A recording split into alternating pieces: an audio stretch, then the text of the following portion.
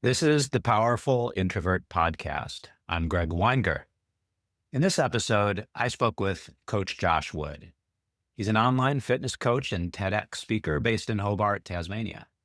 He's a very personable guy who's in the business of helping people change and achieve their personal goals, no matter what they are in life.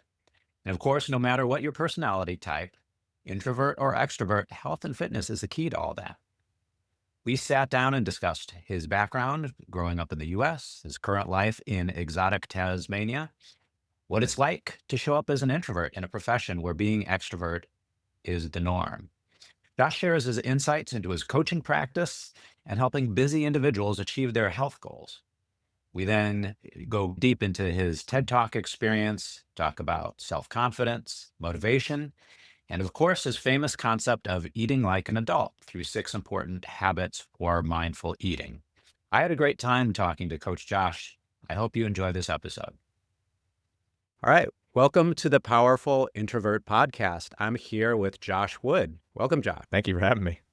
Yeah, awesome to have you here. You are in the business of helping people change. That's a big theme here on our podcast. And so I'm really excited to talk about some of these topics with you here today. Thank you. I do my best to help people change.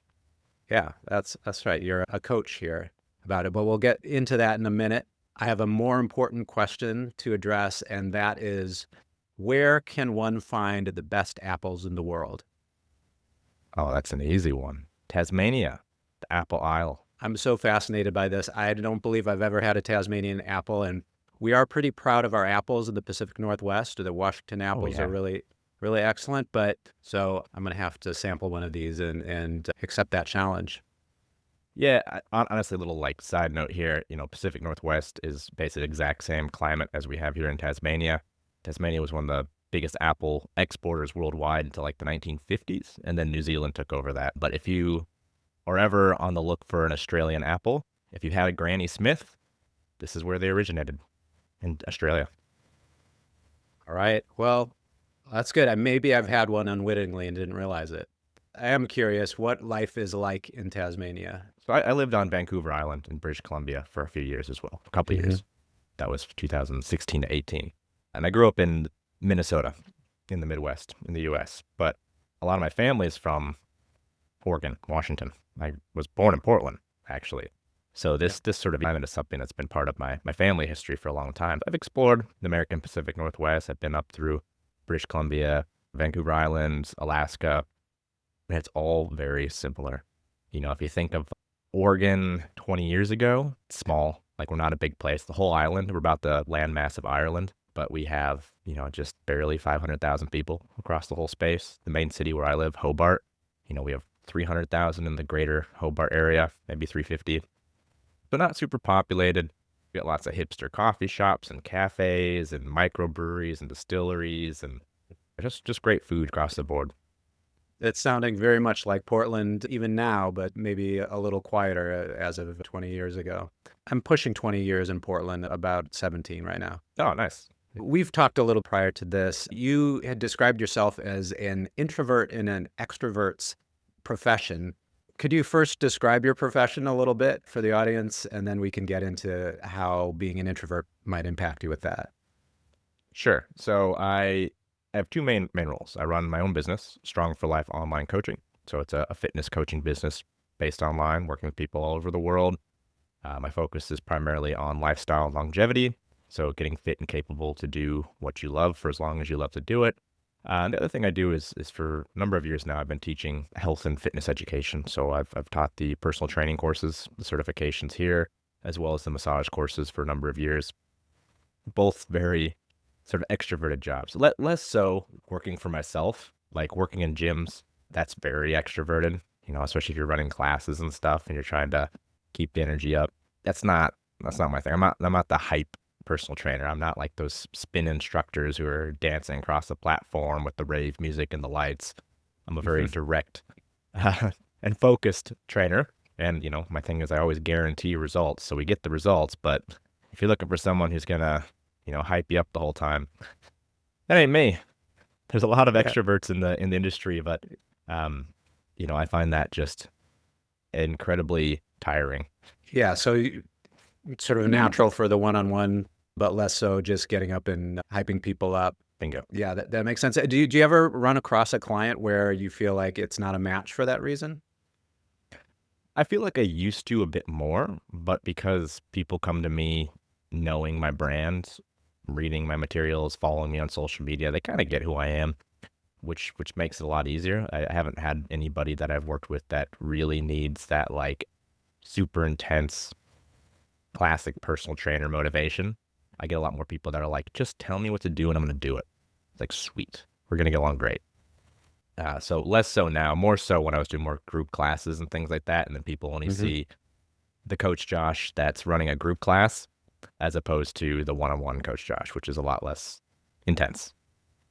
That's kind of the beauty of the internet, where your people will find you, your clientele will find you. I'm sure there's no shortage of people who you can reach that way.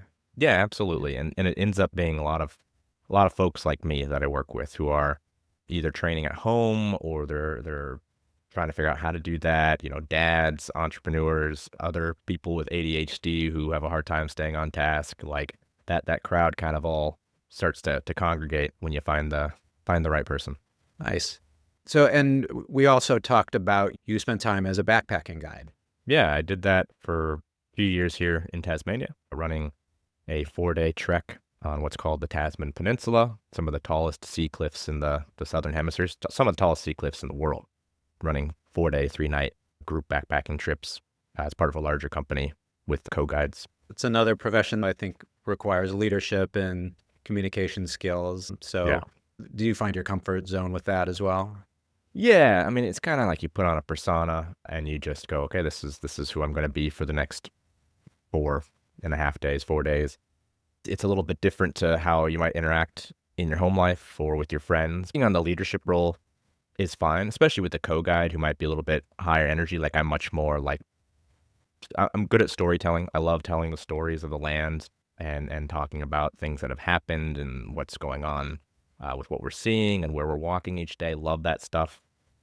A lot of socialization, being with a group of say 14 people in the backcountry in a lodge each night, cooking dinner and stuff like that. That can be harder and much more fatiguing. Whereas there's a lot more sort of extroverted folks in that industry. You get a lot of introverts because we all like the outdoors and want to share that and be outside and we like the quiet of the bush. But you also get a lot of young extroverts who are just there to just socialize and and be excited about everything. And I'm like, okay, you do that. You do that. I will manage logistics. Yeah, and when you're kind of stuck in a group like that, you're all kind of walking together. Sometimes the introverts are going to want to need breaks and go get some time apart. Yeah, it can be, but it's also like it's a little bit easier when I don't have to yell. Like I don't have to yell over a bunch of people, say in a gym. You get a lot more one-on-one time to just sort of walk and chat with people down the line. And so it's not too bad. It is tiring trying to manage the socialization, the lodges and things like that. But like on the trail, it's just lovely. Nice. Well, I see how you found your path through that. It sounds amazing just to spend that time in the outdoors that way. What a great experience. Oh yeah, it's got its challenges. You're sometimes out there and it's 100K winds and you got hail and other times it's 40 degrees Celsius. And so that's like 100 degrees and full sun. And you get, the challenges of nature, but you also get the peace that comes with that. I also wanted to ask you about your TEDx talk experience. Public speaking is a fear for many people. It doesn't matter, introvert or extrovert. It's one of these things we're hardwired to fear. So I'm just curious, first, how did you decide to do that? And then how did you feel about that? And what was your preparation? Yeah, it's an interesting thing. It was the second year it ran here in Hobart. Like there was a year in 2014 that they ran a TEDx event, and then there wasn't anything until 2023. And so they had an event then. And so it kind of got a bit of a name for itself. And then the second year was coming around. I didn't really know much about it, but a friend was like, hey, applications are open for this thing. You should apply. And I'm like, well, yeah, okay. I'll give it a go. And so it's an application process. And what I didn't realize is that anybody in the world can apply to any TEDx event. So there was international applications and a lot of local ones, not just local to Tasmania, but Australia-wide as well. And so I just applied, and then, left it sitting there and didn't think too much about it. And then a couple months later, I get an email saying, "Hey, you've been shortlisted to the top 50." And I was like, "Okay, cool." And they're like, "So now you need to do a 1-minute video pitch of your idea." And the event had a theme, the ripple effect. It's like my idea was trying to get people to eat like an adult. And so I had to do a 60-minute pitch about that and how that fits in with the ripple effect. So I did that, sent that in, and a couple weeks Sorry, later, how they're like, long? "Great, 60 seconds." Yeah. Sorry, Yeah. I think I said 60 minutes. 60 seconds. It's a very, very short pitch. Much more concise. Um, Yeah. a little bit more, yeah, 60 minutes. Jeez. Uh, yeah, so did the little pitch and sent it in, and then a few weeks later, I got another email that says, "Hey, you've been selected as one of the 10 speakers out of 300 and something applications." I was like, "Cool, all right." And they're like, "So we're gonna get the cohort together and start talking about the process, give you the resources on putting your talk together, because there's official TED resources on how the talk should go and what visuals you can and can't use and how you're supposed to use them, all from original application to speaking day." It's about 6 months of doing stuff and preparing for this 15-minute talk, 15 minutes max. And I think I clocked in at like 14:20 something, 14:30. Mhm. And so I spent months just like taking this concept, how to eat like an adult, which is something that I've been using for quite a while, an infographic, an explanation, a guide on how to eat like an adult. And then I gave these basically 3-hour workshops on health and nutrition, culminating in these habits on how to eat like an adult. So do that as like a 3-hour workshop. And I had to kind of condense the core message into 15 minutes. Most of the work was like cutting that down, figuring out what the essence is, going back to the organizers and be like, "Okay, how does this work here? And, what do you think about this?" And working with them to try and hone the message in. And then it was just practice, practice, practice. It was, yeah, it was a lot for a very short talk. How many times do you think you practiced that speech? Many dozens, maybe hundreds. It's Mhm. one of those things, 'cause we had a rehearsal, a stage rehearsal the Monday before the event. The event was, so we had a stage rehearsal on the Monday where we actually got up on the actual stage and everyone did a little run through, not of the whole thing, but like being able to, stay on the platform where we're supposed to be speaking, making sure our slides or visuals or sounds were working, making sure we're good with the mic. And the thing for me was like, I get up there and like I've done a lot of public speaking. I've been teaching in classrooms and running workshops and podcasts and all videos and all that kind of stuff for years. So I'm fine talking. We're just having a conversation. It's good. But the thing that really threw me is there is a lot of lights. There is a lot of really big lights shining in my face. And it was really disconcerting. I was like blinded. I was like, "Oh, so this is what those guys on stage are always talking about, where they can't see the audience." Mhm. It's just shadows and bright lights. And so after that, I was like, that really threw me. Like, I was like, that shouldn't throw me, but it did. It was a very strange thing to not be able to see who I'm talking to. And so I went home, and for 6 days, I set up all my lights here in my office, and I had like 4 or 5 standing lights. And I just cranked them up and I shined them in my face, and I went through my talk, and I went through my talk, and I went through my talk over and over and over with all these lights shining in my face, so I couldn't see anything except those lights in my eyes. And that was the biggest hurdle for me. It was like that, just really like disorienting. Like, I can't see where things are, who I'm talking to. All I can hear is the murmurs of the crowd and the awkward chuckles when I call them out on, you know, and not eating like an adult. But yeah, it was a very, very interesting process that took a lot of adjustment, because it's very different to give a speech than it is to engage in coaching or a workshop with a group of people. So it sounds like in general, you were pretty comfortable with public speaking and the whole concept leading into that. So, there's nerves standing backstage behind the curtain, listening to the person in front of you, waiting for them to call your name. And I'm sitting there and I'm pacing and I'm running through my talk under my breath and I'm mumbling and I'm walking around and pacing and listening. And then they're like, "Josh Wood." And I walk out and we're good. We're fine. But, you still have to talk yourself up. Like, I've Mhm. engaged in a lot of high pressure situations, whether, guiding people in the wilderness, whether it's combat sports. I've competed in boxing and jiu-jitsu. I've competed in powerlifting. I've been on platforms, putting everything on the line, trying to lift as much as possible. I've, did strongman a few years back and did this log press, big metal log. You throw it up over your head, and I passed out under that and collapsed with this, 80-kilo log above my head. And I had my face broken in the ring, and all these things that are high stakes. The log didn't fall on you. I just want to be. I was worried about you. No, it didn't fall on me. Yeah. I passed out under it, standing there with the log over my head, and I fell in such a way that it fell forward. But That's it's good. one of those. Thank you. It's just one of those things where it's like standing on a stage and getting ready for this. I was like, nothing's gonna fall on me. No one's trying to punch me in the face. I'm not having to lift up any heavy things or injure myself. There's no risk there. Like, this is pretty safe. This is fine. Like, the worst that happens is I stumble over my words a little bit. And I do that every day. So that's fine. So it's this constant talking like, this is what I've done. This is where I've been. These are things I've done that were way worse. Like getting up and talking about something I'm passionate about. I can do this. I like that. So self-talk is clearly a part of that and something you've become skilled at. And how do you incorporate that into your coaching practice? Self-talk? Yeah, the motivational talk, that kind of thing.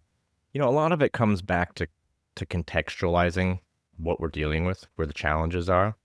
And a lot of that comes to self-confidence. And, I think people generally have the wrong idea about self-confidence because we kind of grew up in an era where, in my, I'm 36. I think I came just at the tail end of the participation award era where everybody got an award for everything they did. And that became a little bit less popular as I got older.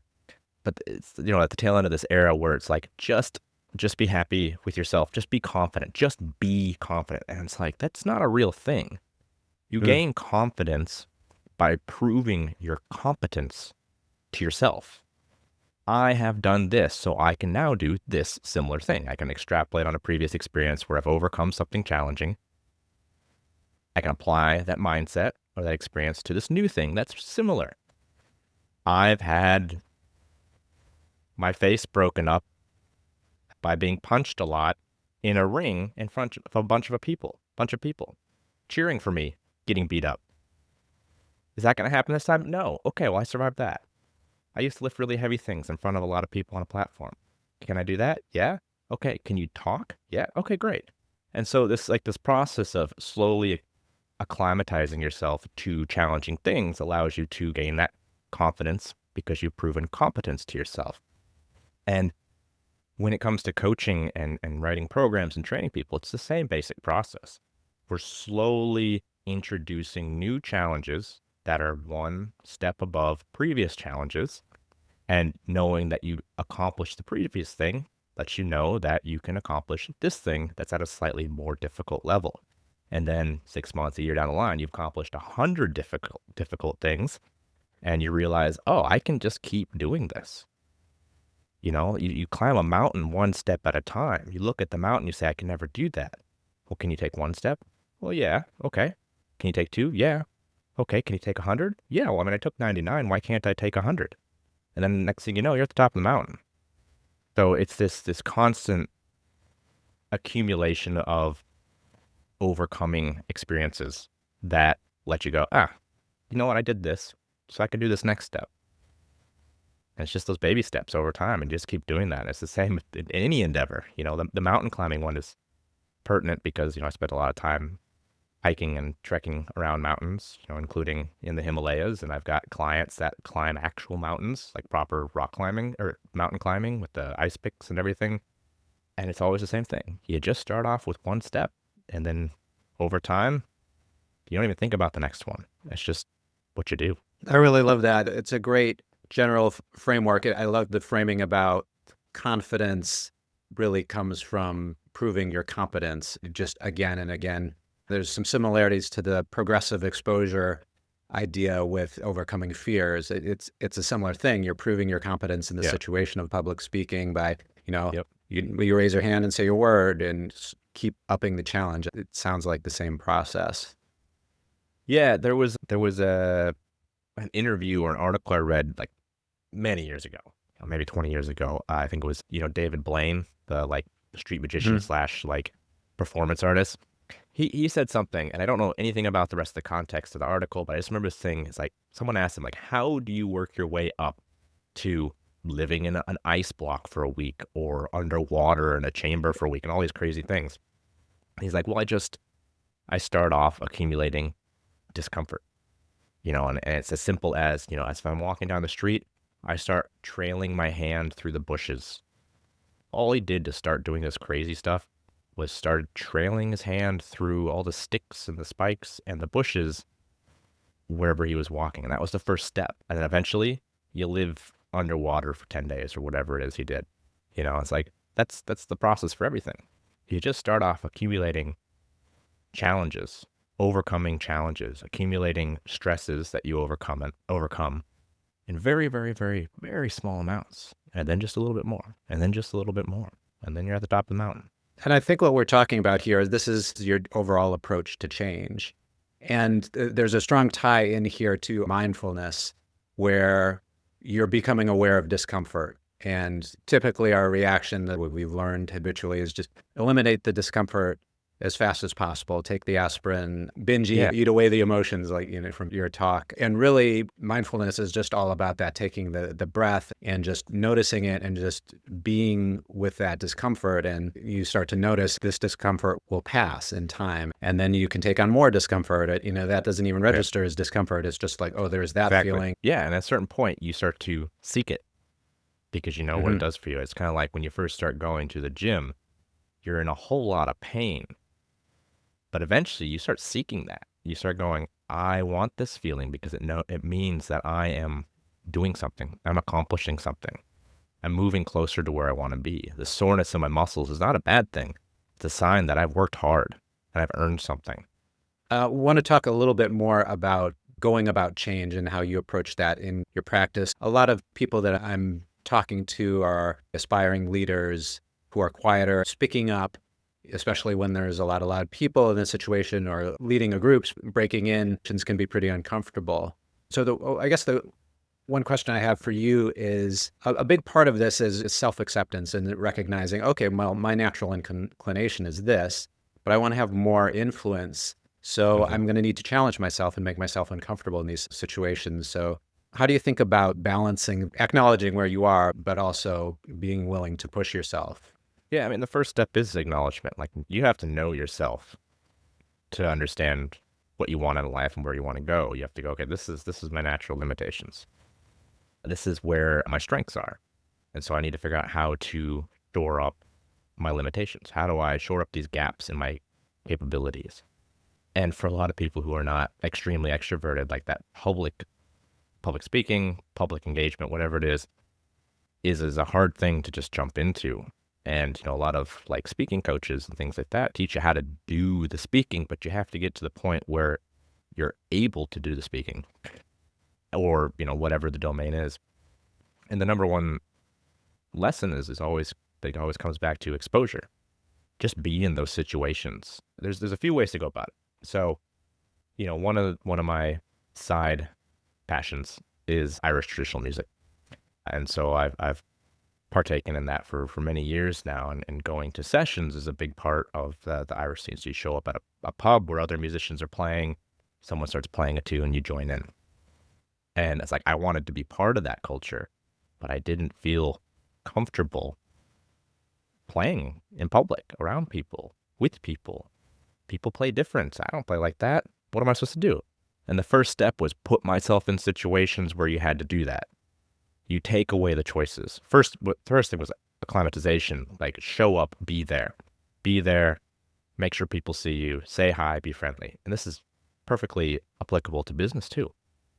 Show up to community meetings, show up to events and expos and whatever's going on that's relevant to what you're trying to accomplish. Show up and be there. You don't have to say a lot, don't have to do a lot, but smile, shake hands, make sure people see you, make sure you're seen, because then eventually people will ask you questions. And that was what I did with the music stuff too, is I just kept showing up and listening. And then eventually I showed up with an instrument and people go, hey, come join us. It's like, okay. So I sit down at the table. I don't know a lot of the tunes. So I just listen. I listen and ask questions. Listen, ask questions. Listen, ask questions. What's this tune? What's going on here? I noticed you did this. And then eventually you're there and people start asking you for stuff. Hey, why don't you start a set? Why don't you play a tune? What kind of business are you in? It's all the same. And, after a while, you can say no. It's like, I'm just here to listen and learn. I'm just here to see what's going on. I'm just here to network, meet some people. I wanted to see what the industry's like, whatever the domain. But eventually, you can only say no so many times. You got to put yourself in those situations where eventually you don't have a choice. And when it comes to overcoming dangerous challenges, one thing I've always done is just sign up for things. I started Brazilian Jiu-Jitsu after like a 15-year hiatus. I did it when I was in my youth. I started at the beginning of last year in January. Started in January. There was an announcement that a tournament was coming up in 3.5 months. I signed up right away in my first week back. First week at Jiu-Jitsu, I signed up for this tournament, put my money down. All right, I'm locked in. There's no choice.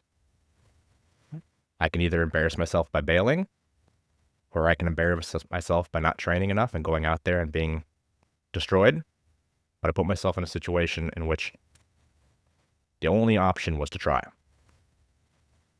And it's the same in any domain. Put yourself in those situations. Sign up for stuff. Lock yourself in. Expose yourself over time to the situation. And then when time comes and you don't have any other choices, you participate. Also, it works so many ways. So many ways to do that. There's several great examples in a solid framework just for getting yourself and overcoming some of these fears. So in your coaching practice, when someone comes to you and like, I want to make a big life change, how long will this take? It depends. Depends how big it is. Depends how much effort you're willing to put in, how much time and capacity you have to do the work. You can make changes very quickly. But the ones that happen quickly don't usually stick around. So, when I'm working with people, I say at the end of 12 weeks, you'll be a different person. At the end of 12 weeks, you'll have things set up so that you have, a system that works for you that you can continue to follow without my help if you want it. And you can go out and become a different person. But how much of a different person are you going to be? You could be a very different person in a year. You could be a pretty different person in 6 months. You could be a little bit different person in 12 weeks. And really, there's degrees to that. There's no hard and fast rule. It's an individual thing. But every step you take in a different direction gets you closer to the different person you would rather be. So it gives you time frames from 12 weeks to a year, just depending how large the change is. And so I assume you've seen this quite a few times in your career.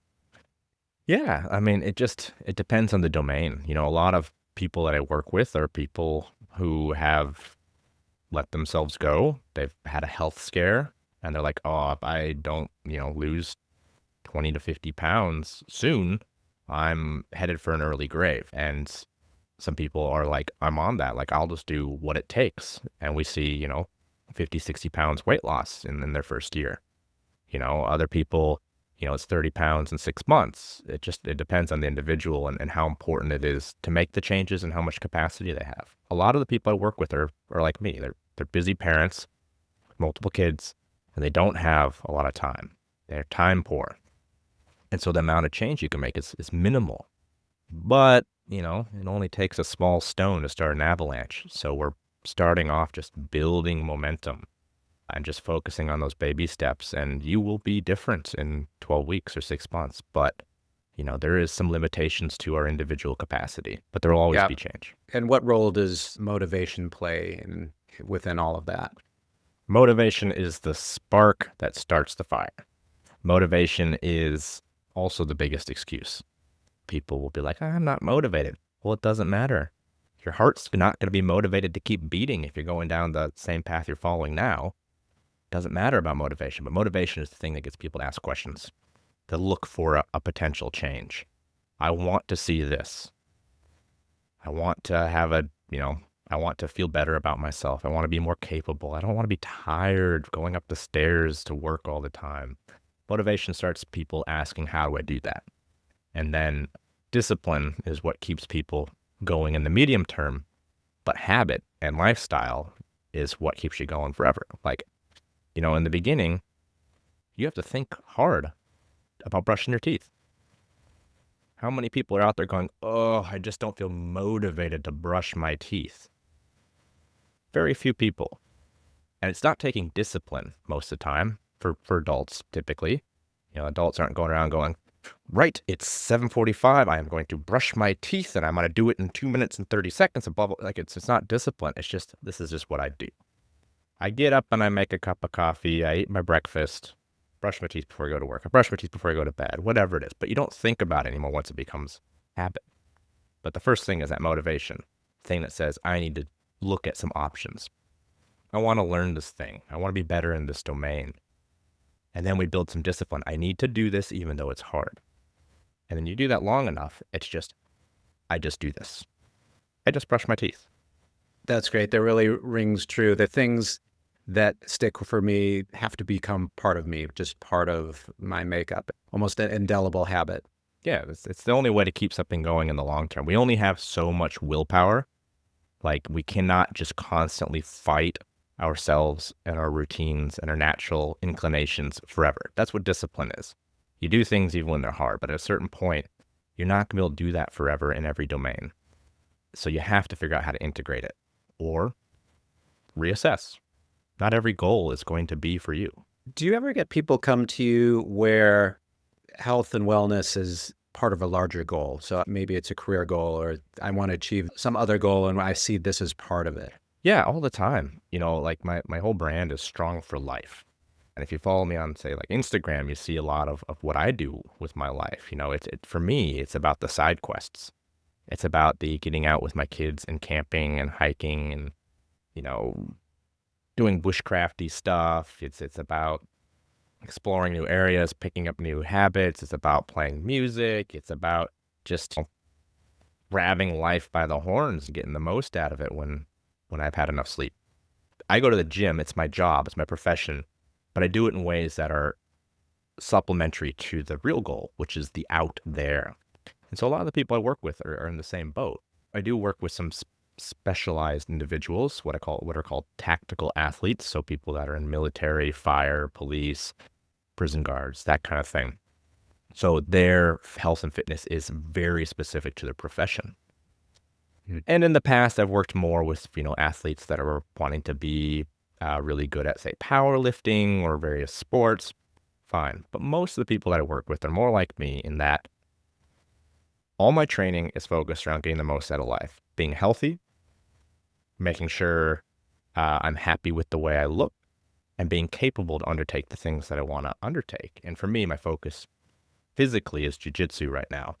So all my training is like, I need to get to jiu-jitsu first. And then if I have time around that, it's supplementary work to make sure I stay injury-free or make sure I perform better or make sure I'm not, winded all the time. So it's all focused on either jiu-jitsu practice and improving that or being capable of going out and hiking a mountain when I get the opportunity.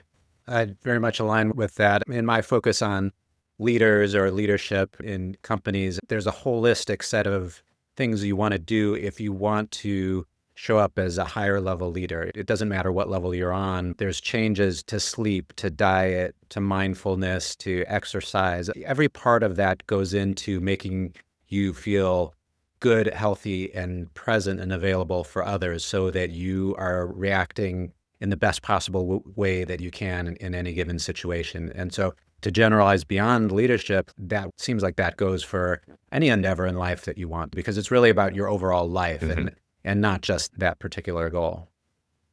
That's right. That's right. I'm a gym junkie because it supports the life I want. I don't want to live in the gym. I like the gym. The gym's nice. Great place to be. I like the people. But, my goal isn't the gym.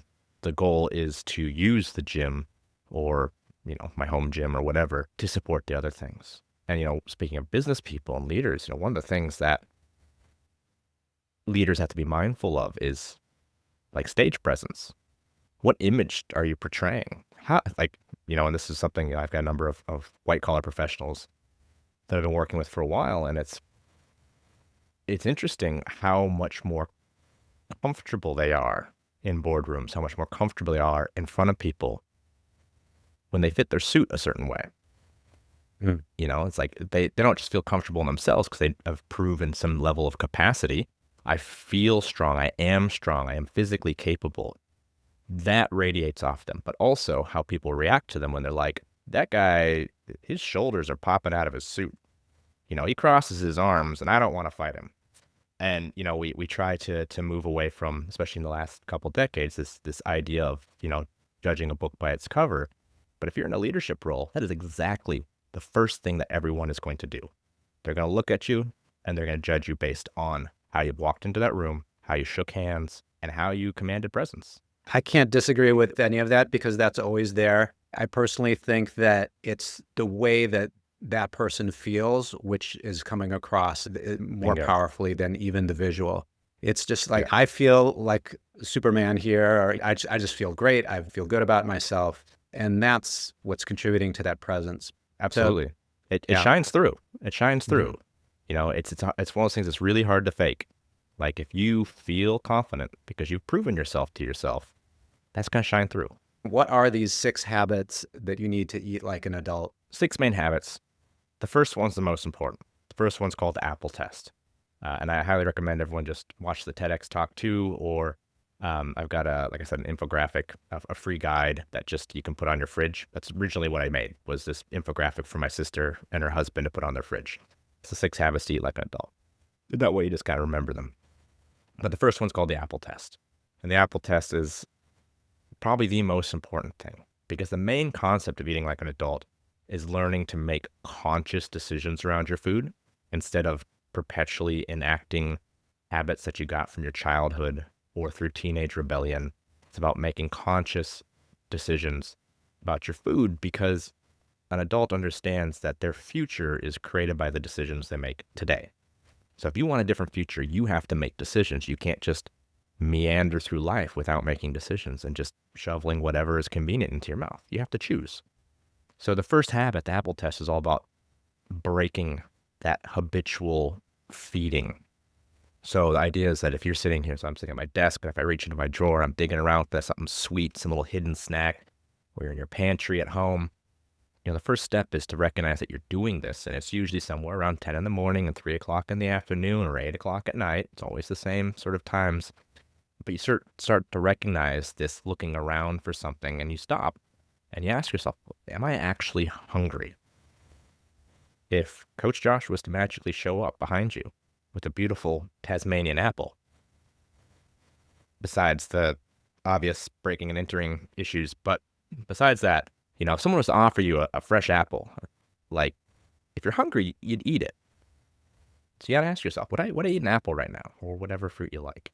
Would I eat this apple? Would I eat real food if it was offered to me, if it was convenient? Mm-hmm. And if the answer is yes, you might actually be hungry, then go eat that thing. Go eat an apple. If the answer is no, I just want to find that Snickers bar that I'm pretty sure is in the back of my desk drawer, you're probably not even hungry. You're more likely dealing with a craving that could be because you're stressed out, you're tired, you're not eating well in the first place, you're not drinking enough water, all these things. But first of all, recognizing if you're eating because you're hungry is the first step. Apple test. It's the most effective. It's the one I get the most messages about. It's like you just start doing that and you start actually understanding your feeding habits and then understanding if they're serving you. Because that conscious decision is really what is the whole concept of eating like an adult. If I want to buy a new car, I have to start saving money, which means actively looking at my financial situation and figuring out where I can do that. Conscious decision. If I want to lose 50 pounds this year, I can't keep doing what I've been doing. I have to do something else. And that starts with, what are you putting into your mouth? So the Apple test is probably the most important. The next one would be choosing better. So Apple test, choose better. The idea here is you don't need perfect. You just need to choose a little better every chance you get. So if you're going out to eat and, you're being in the US, you know how easy it is to upsize stuff. For 50 cents more, you can add an extra half a liter of Coca-Cola to your order. Choosing better would just be going, no, I'm fine. I'll take the small. I really love Coke. I'm going to drink a Coke. Cool. You don't need, a liter and a half. You don't need a 2-liter bottle. You have a small one. If you're thirsty, you drink more water. Making small, better choices compound over time. So choose better. So Apple test, choose better. Then we've got good enough. Good enough is good enough. This is sort of the settling for, like, if we're out to dinner and, this is Australia, so pub meals. You go out to the pub for a meal and you look at the menu and you're like, well, I'm trying to, lose a bit of weight and watch, my cholesterol or whatever it is. I'm trying to eat a little healthier. And you go out to eat and you're like, well, there's nothing that fits my perfect Weight Watchers diet, so I'm just going to eat the shrimp carbonara with extra large fries on the side and, a pint of beer. It's like, whoa. Don't let perfect be the enemy of the good. Just aim for something good enough. If you're looking at that menu, you're like, well, everything on here isn't perfect. We go, okay, well, what would be okay? Well, if I got a chunk of meat and a little bit of a side salad, a dinner roll, most people would say that's pretty good. It might not be perfect for your diet or whatever you're working on, but it's going to be good enough. And if you're out to eat, piece of protein, bit of salad, dinner roll, stack on top of each other, that's a hamburger. And it's one of the most vilified foods on the earth, but it's honestly just meat, veg, grains. It's all the extra stuff that people get with it. So just get the burger and go easy on the sides. Next habit, don't eat your emotions. This is one of those easier said than done things. Well, it's easy for you to say, Josh. Well, no, it's not. I mean, yeah, it is easy to say, but that's not the point. The idea is that if you're constantly self-medicating with food or alcohol, you're not learning how to deal with the situation. You need to learn how to develop healthy coping mechanisms that don't involve binging or self-medicating with external substances, especially when it's a recurring thing. And that's obviously not an easy thing, but once we start to recognize those habits, we can start going, right, so every time I have a bad day at work, I go and drink a 6-pack of beer. It's like, well, okay, well, you're feeding your emotions and you're losing your ability to actually manage them and develop healthy coping mechanisms. So once we start to recognize that, we can do something about it. Again, bringing in consciousness. Let's see here. Treats or treats. This is another one of those ones that can be very, very mind-opening for people. A treat is something that is earned. It's a reward for something special. It can be a thing, it can be an event, whatever it is, but it's something that's earned. How often do we hear people saying, oh, I just need a little treat. I'm just going to have a little treat. I've earned this. But if you're reaching for the same treats every night or same time every week, whether it's food, whether it's alcohol, that's not a treat. That's your diet. Mm-hmm. If it's happening all the time, if it's happening on a consistent schedule, it's just your diet, no matter what it is. It doesn't mean it's good for you, but it's your diet. A treat is earned. You don't get a treat for going to your 9 to 5 because you're going to do that every day for 45 years. Then you're not treating yourself. You're just eating your emotions. And that one can be a bit of a game changer when you start to realize that. When I was watching your TEDx talk, I realized that I might have a dessert lifestyle. Yeah, that's fine. You can do that. You can have that balance in your life, we have takeaway food once a week with my family. On Thursday nights, there's a food van that pulls up around the corner. We usually get that. Once a week, that's our thing. It's not a treat because we do it at the same time. It's just ritual. It's habit. We love it. It's enjoyable. It fits the overall balance of our diet and lifestyle. That's great. There's nothing wrong with that. But once you recognize it, you can decide if it serves you or not. Right. Very good. Got one more habit. All right. Last one is mistakes happen. Because throughout all this, you're going to make mistakes. And a mistake is anything that you do that is in opposition to your goals. I'm trying to lose weight. I'm trying to watch my cholesterol, whatever it is. Excuse me. If you then go out and say, I'm trying to lose weight, but I'm going to eat a whole pizza, that's a mistake. Or you're out for a social event. A common one is like going out for drinks after work or going out for a birthday party. And it's like, oh, okay, well, I need to be mindful. I'm just going to there's not much here. So I'm going to eat some pizza for dinner. Okay, no worries. Have a slice of pizza. But then if you go, well, now that I'm eating pizza, I might as well eat the whole pizza. That's a mistake. You're just using that as an excuse, but that's fine. The worst thing we can do is let that experience derail everything we've been working for and give up. We're just going to keep eating and we're going to keep drinking. And I'm not going to worry about what I'm eating for the rest of the week. Whatever. It's usually a guilt reaction. But if you just realize that mistakes are going to happen, and sometimes life's going to get in the way and you're not going to have any other choice about the quality of your food, that's fine. Tomorrow, just go back to eating normally. Problem solved. A mistake's just a speed bump if we let it be and if we learn from it. That's right. There's a compassion in that. We're all human. We're going to make mistakes. We're going to fall off. Absolutely. It's smart to build that in. Yeah, because that's probably the only guaranteed. The whole thing, the only guarantee is that you're going to mess up at some point.